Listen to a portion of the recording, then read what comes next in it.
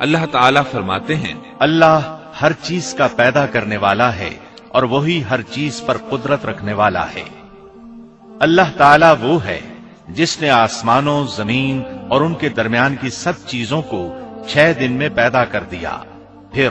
عرش پر جلوہ فرما ہوا۔ مزید اللہ تعالیٰ سورۃ الحدید آیت 4 میں فرماتے ہیں، وہی ہے جس نے آسمانوں اور زمین کو 6 دن میں پیدا کیا، پھر عرش پر جلوہ فرما ہوا۔ وہ خوب جانتا ہے اس چیز کو جو زمین میں جائے اور جو اس سے نکلے اور جو آسمان سے نیچے آئے اور جو کچھ اس میں چڑھ کر جائے، اور جہاں کہیں تم ہو وہ تمہارے ساتھ ہے، اور اللہ تمہارے اعمال کو دیکھ رہا ہے۔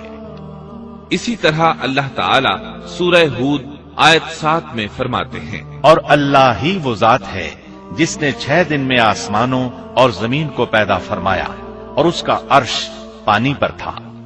امام احمد بن حنبل رحمت اللہ علیہ نے ابو رزین عقیلی سے بیان کیا ہے، انہوں نے کہا، اے اللہ کے رسول صلی اللہ علیہ وسلم،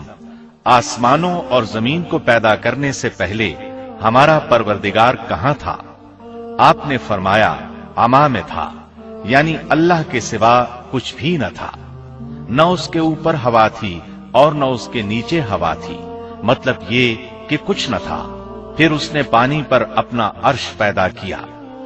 گویا یہ تھی مخلوق کی ابتدا۔ امام احمد،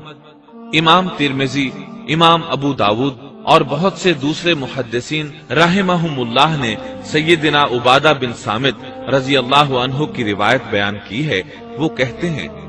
میں نے رسول اکرم صلی اللہ علیہ وسلم کو فرماتے ہوئے سنا، آپ فرما رہے تھے، بلا شبہ اللہ نے سب سے پہلے قلم کو پیدا کیا،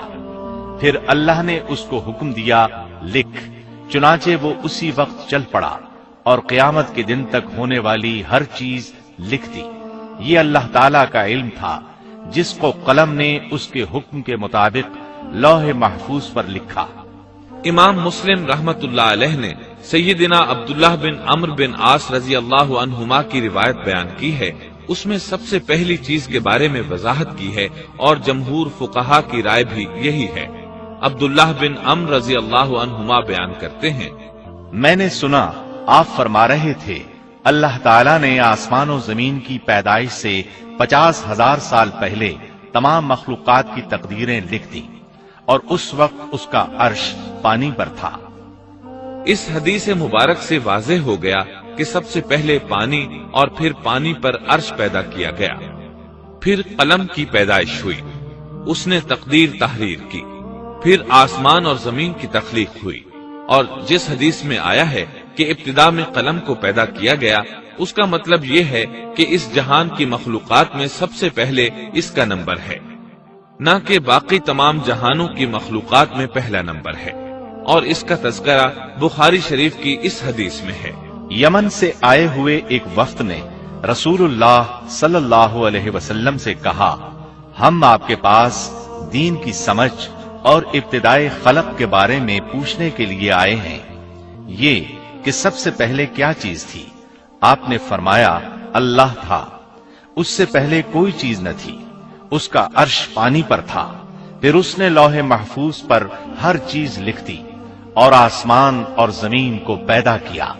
یعنی ابتدا میں پانی پر عرش کی تخلیق ہوئی، پھر قلم کی پیدائش ہوئی، اس نے سب کچھ لکھ دیا۔ علماء کرام کا بیان ہے، قلم کے فوراً بعد لوح محفوظ کو پیدا کیا گیا، چنانچہ قلم نے لوح محفوظ میں ہر چیز لکھ دی۔ اس کے بعد کائنات کی باقی مخلوقات اور آسمان و زمین کی پیدائش معرض وجود میں آتی گئی۔ اشیاء کی پیدائش والی ترتیب میں علماء کرام کے کئی اقوال ہیں،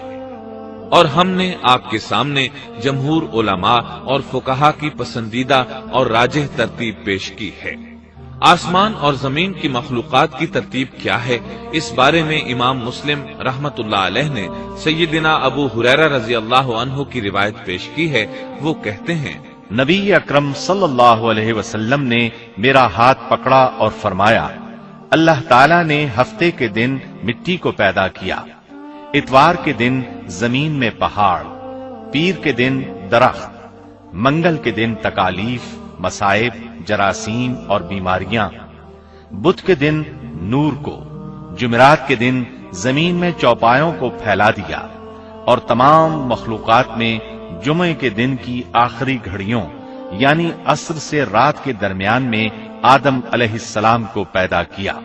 مطلب یہ کہ ابتدائے آفرینش میں جن مخلوقات کی تخلیق ہوئی ان میں سے آخری مخلوق انسان تھا۔ سبسکرائب کیجئے ہمارے چینل اور دبائیے بیل کا آئیکن تاکہ آپ کو ریگولر نوٹیفیکیشن اپڈیٹس مل سکیں۔ یا نبی سلام علیکہ،